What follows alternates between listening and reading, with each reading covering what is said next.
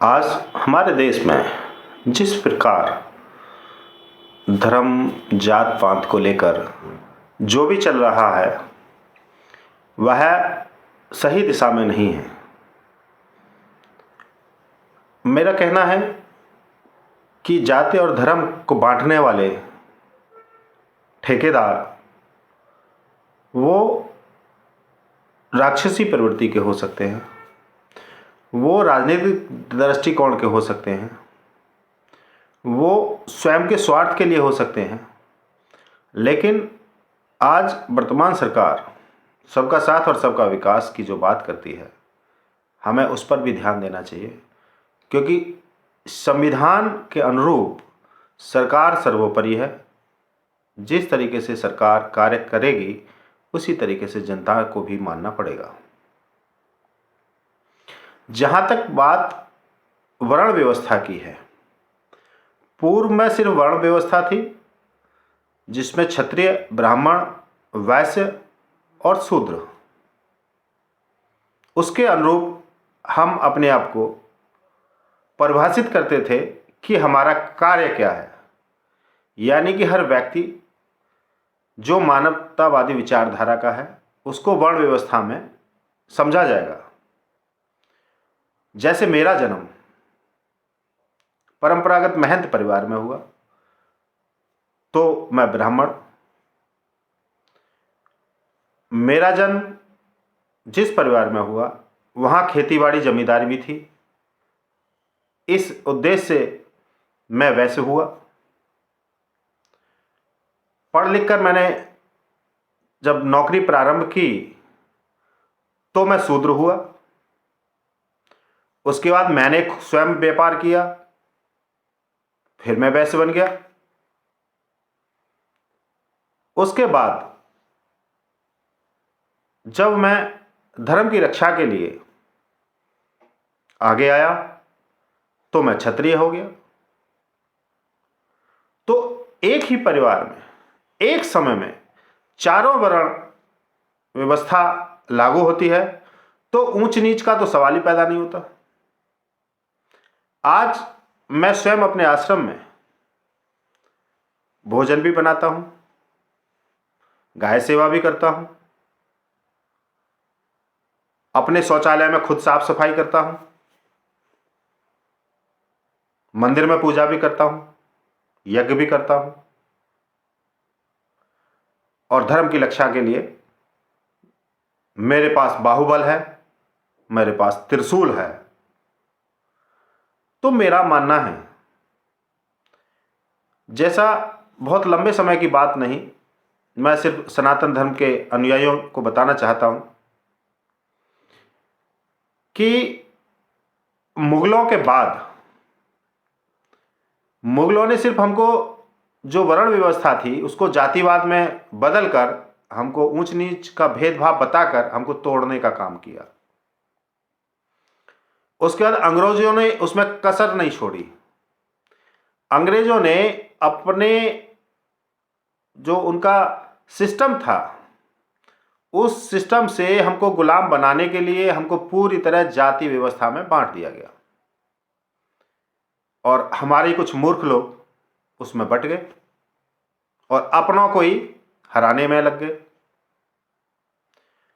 जिस तरीके से कोई अंग्रेज जितने भी यहाँ आए वो किसी भी तरीके से मालिक तो थे नहीं, थे तो वो भी सेवारत, वो भी कहीं ना कहीं कोई राजा तो वहाँ सारे इतने राजा तो थे नहीं। अंग्रेज कहीं ना कहीं सेवारत थे, नौकरी पर यहाँ आए थे और वो यहाँ पर जो कार्य करने वाले लोग थे, यहाँ जो सेवारत थे, उनको शूद्र बोलते थे। हर सेवारत शूद्र होता है, जो भी कहीं नौकरी करता है वो शूद्र होता है। तो अंग्रेजों ने जिस तरीके से यहाँ जातिवाद फैलाया, जैसे किसी शूद्र को बोला हाउ मैन आर यू शूद्र, जबकि उस मूर्ख से पूछा जाए कि खुद भी तो वो सेवारत है, खुद भी तो वो शूद्र है, जो वर्ण व्यवस्था है उसके अनुरूप वो स्वयं में शूद्र है और दूसरे को वो उकसा रहा है कि वो शूद्र है। पिछले दिनों बहुत सारे शब्द इस्तेमाल होते थे, दलित, ये वो सब, हमको मंदिर में पूजा नहीं कराई जाती, ये नहीं कराया जाता। तो हमने आज से 8 महीने पहले बुलंदशहर के पास एक गांव है, उत्तर प्रदेश के जनपद बुलंदशहर के पास जंगीराबाद कस्बा है, जहां हमारा मठ है, उसी के पास में एक गांव है रूठा। वहां सतीश जाटव के घर में शिव मंदिर का निर्माण कराकर और सतीश जाटव को वहां का हमने पुजारी घोषित किया। आदि गुरु शंकराचार्य की स्थापना के बाद, धर्म की पुनः स्थापना के बाद 10 नामी गोस्वामियों को पूरा अधिकार है कि वो किसी को भी अपना उपनाम दे सकते हैं, दीक्षित कर सकते हैं। हमने सतीश जाटव को पुजारी घोषित कर दिया। आज वही वहां पूजा पाठ करते हैं और वहां के पुजारी हैं और सबके पूजनीय हैं। तो मेरा कहना है कि वर्ण व्यवस्था को हमने जाति व्यवस्था में समझने की जो भूल की है, उस भूल को दोहराने के लिए स्वामी प्रसाद मौर्य जैसे राक्षस जो कार्य कर रहे हैं, उनका समाज बहिष्कार करे।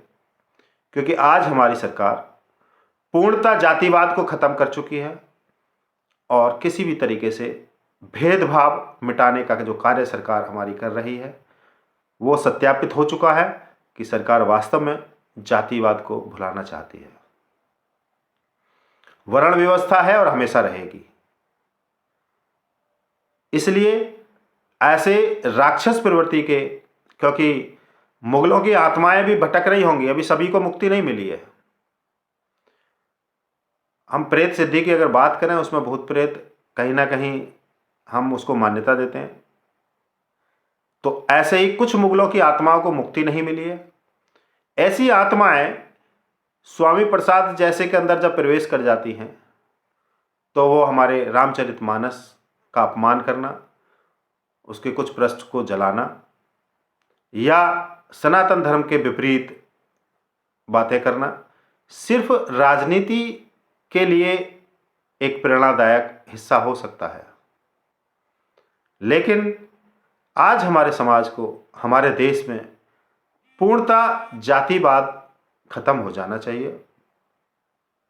जो वर्ण व्यवस्था है वो ही लागू होती है। मैं आज फिर से अगर नौकरी करने लगूं तो मैं शूद्र हो जाऊंगा, मैं खेतीबाड़ी करने लगूं तो मैं वैश्य हो जाऊंगा, मैं व्यापार करूंगा तो मैं वैश्य हो जाऊंगा, मैं मंदिर की पूजा पाठ करूंगा तो मैं ब्राह्मण हो जाऊंगा, मैं अपने त्रिशूल को लेकर धर्म की रक्षा, देश की रक्षा का अगर कार्य करूंगा तो मैं क्षत्रिय कहलाऊंगा। इसलिए मेरा सभी से अनुरोध है, सनातन धर्म सर्वोपरि है। सनातन धर्म वो क्षमता रखता है जिससे देश का सर्वांगीण विकास हो।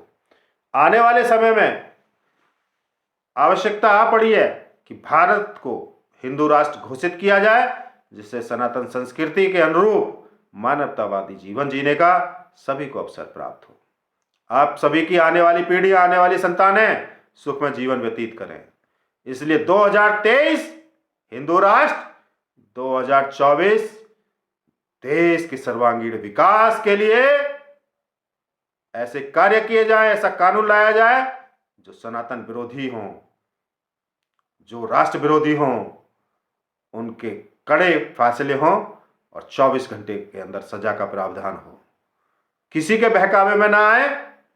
सत्य की खोज सत्य से ही मिलती है और जब सत्य की प्राप्ति हो जाती है तो सनातन धर्म की पहचान आपको मिलती है।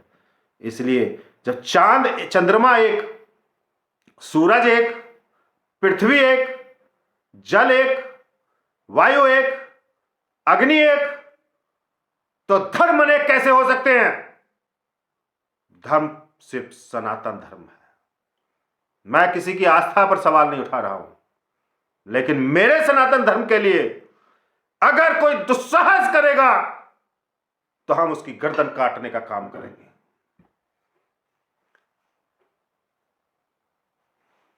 ये त्रिशूल आम त्रिशूल नहीं है, इस त्रिशूल में वो सारी व्यवस्थाएं हैं जो अपने धर्म की रक्षा के लिए सारे कार्य कर सकती है। ये किसी की जान बचाने के लिए आशीर्वाद भी दे सकता है और धर्म के विरुद्ध विधर्मियों की गर्दन काटने का भी काम